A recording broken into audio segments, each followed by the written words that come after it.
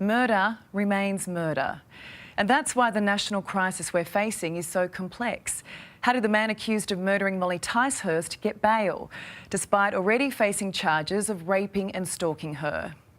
We saw from the rallies at the weekend the hurt, the anger the whole country is feeling. So how do we change it? We ask the people who have lived it. Kim O'Reilly is a domestic violence survivor, and Tarang Chawla's sister Nikki was murdered by her former partner in 2015. Thanks to both of you. Kim, the rallies, every big city, so many tiny towns. What was it like to walk the streets with so much support? I mean, it was incredible. It was so moving. The turnout was fantastic. There was a lot of emotion, whether that was frustration, anger, sadness, all sorts of feelings, but it was a really strong message. All of us that showed up really had a strong message, and that is enough is enough. Do you think our politicians, the ones who impact what our policies and standings are, do you think they understand how fearful women are, Kim? Not at all. I think that's why we've still got this problem, and it's getting worse and worse. We don't have any outcomes. We haven't had any solutions. I don't think they understand because they haven't been affected by it. How about you, Tarang? I mean, your sister Nikki was murdered the same night her partner found out she was leaving him. She was 23 and that was 9 years ago. What's changed? What's changed, Ali, is that we're talking about it now. But talk is cheap, and talk won't bring back the lives of the 32 women that have been killed this year. Talk is very little comfort to those families, the loved ones who will always now at Christmas lunch have an empty seat at that table, who will miss birthdays and anniversaries of their loved one. So we're talking about it, but we really need meaningful action from government. And I think we know what we need to do as a society, because the experts have been telling government for decades, and it's time for them to listen and to act. How are you every time you hear that another woman has lost her life to this? When you said, 9 years ago, that you were adamant that you didn't want to see any other family go through what yours went through?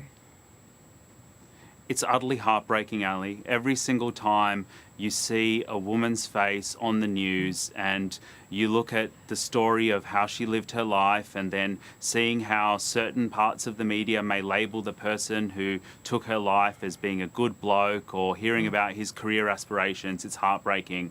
And then I look at my parents who had the very tragic reality of having to attend the funeral of their only daughter. And I think of how many families across the country are having to go through the same thing. And that's the greatest loss. The loss for a parent of a child to men's violence is just utterly heartbreaking. And so I share that empathy for families all across Australia.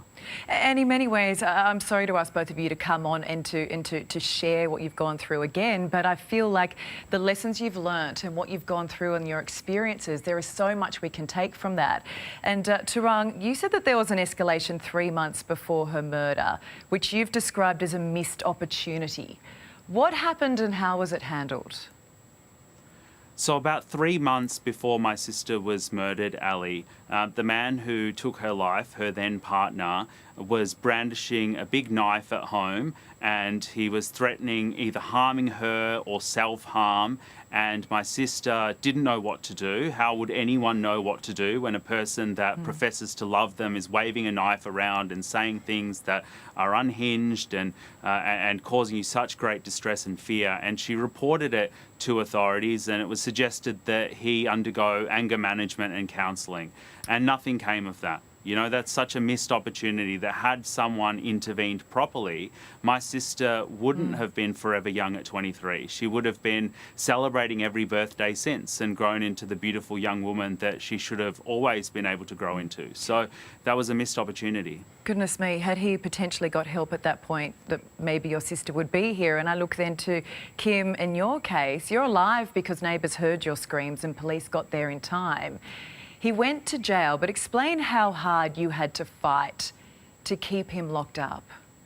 Oh, I'm still fighting. You know, he's out on parole at the moment and is released fully after his sentence is finished in January next year. It is all about the perpetrator. It is not about us. We are not protected in any way through the legal system. And the sentence really is for us for life. It is not about them. It is about them getting a cancellation prize and rewarded for their good behaviour. But for a whole lifetime, we suffer with trauma. And as you say that, we're looking at some of your injuries, which you gave us permission to show them. How often do you think back to that moment and how close you came to not being with us today? Oh, daily, every day, probably multiple times a day. I have an interaction and it will just trigger a memory. But I definitely go over it so many times and think about how lucky I was, or also how unlucky I was that I had to go through it. And you're still going through it. Do you think for you that it ever ends? Never. No, never. I'm definitely a different person. My life is definitely different in how I choose to live it and how I can live it, but it will never go away. It is a life sentence. Well, you're forced to live in the shadows, aren't you? Always looking over your shoulder. 100%. Yeah. You said he has served his sentence now. He's out on parole. What's it like knowing he's on parole? Do you feel safe? Not at all. I haven't felt safe since the day I was told that he was getting out on parole. Yeah. His sentence is his sentence and he should have to do that. But, you know, unfortunately, this is the flaw in our system and he is out and I feel extremely unsafe and I will for the rest of my life. And look, I think this goes to the very heart of the issue, right? Too many women don't feel safe. You're not being listened to. We don't learn from your experiences, and so it just keeps happening. Turung, the Prime Minister has called an emergency cabinet meeting with the premiers on Wednesday. The only thing on the agenda will be domestic violence. What do you want to come from it? I want this meeting of the Prime Minister and all the state and territory leaders to actually demonstrate to all of Australia what they plan to do. Now, the government has a 10-year action plan on reducing family violence. They've made commitments that in a generation or in 10 years they want to eradicate family violence. Now, if the numbers continue as they have every 4.5 days, we'll have over 90 women this year killed, if that trend continues this year. And that is just utterly heartbreaking. So this Wednesday, I want them to say what they're actually going to do. You know, there's conversations about whether or not we should have a royal commission. Well, experts have been telling the government for decades to fully fund frontline services, to fully fund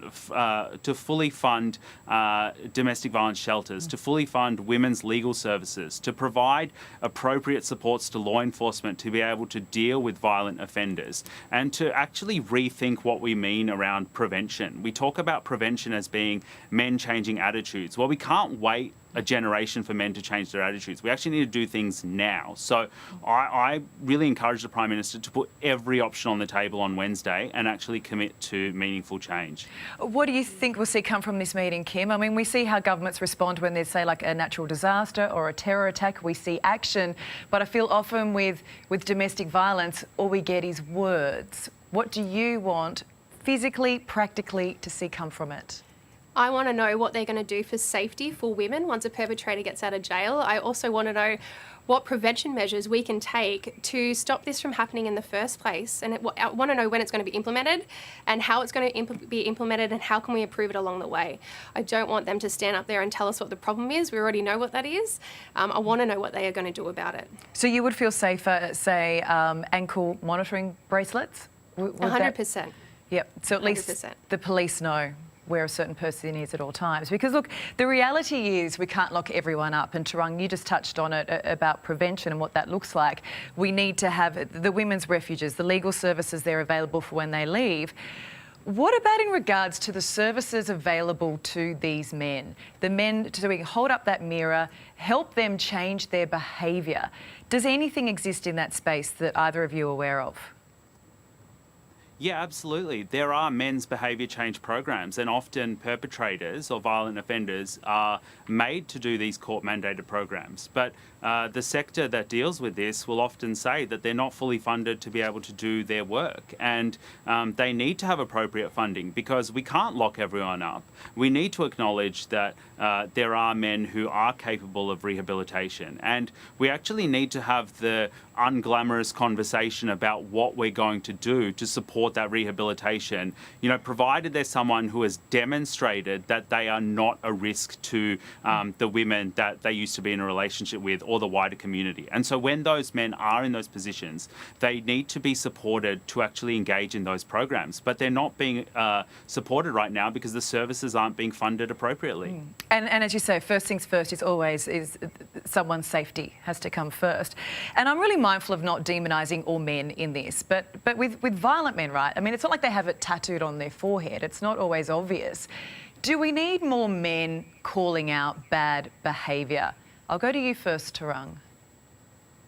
Absolutely, we need to see more men taking the lead. And, you know, I looked at the sort of state and territory leaders and a lot of men in positions of power, the Prime Minister yesterday at the rally, wanting to show their solidarity. But the irony is, and Kim and I were speaking about this, the irony is that the rallies are there because people feel that government hasn't done enough historically. And so it's really up to all levels of government, of business, of sport, of community groups to see strong male leaders standing up. Because when it comes to these issues of respect for family, for others, these are really traditional masculine qualities. A lot of men get this sense that, oh, not all men are violent. Well, we know that not all men are violent, but all men play a responsibility to help shape the attitudes. The problem is it's so urgent right now that we can't wait that long. And look, and as you were speaking, I could see Kim nodding her head there. And Kim, this is close to your heart, and I wanted to give you the final word on it because I know while you were recovering from your horrific injuries, your attacker got bail and was playing with his footy club, and they even wrote him character references, which goes entirely against exactly what Tarang was just saying there, that we need to call out bad behaviour. Yeah, I mean, it's not great, and it is a male's problem, and males can't sit on the fence. They either need to be a part of the solution or they're definitely a part of the problem. And it needs to be called out. This masculinity, toxic masculinity, just isn't okay. You know, we can't have people in role model positions accounting for other people when their behaviour is so toxic. We need to call it out, and we need to change our attitude in our community. Well, Kim, too many women have had their voices permanently silenced, so I applaud you for standing up. And Tarang, you founded Not One More Nikki in honour of your sister, so I know that you'll fight on. Thank you both for coming on today. Thanks, Ali. Yeah. Thank you. Both such powerful forces, and I hope that their strength can be passed on to others, because there are really good people determined to make change, and our leaders, they need to listen to them. They're the ones who have lived through domestic violence, and what we heard just then makes a whole lot of sense. If you or someone you know is experiencing sexual abuse or family violence, there is help. Call 1800 RESPECT. That's 1800 737 732.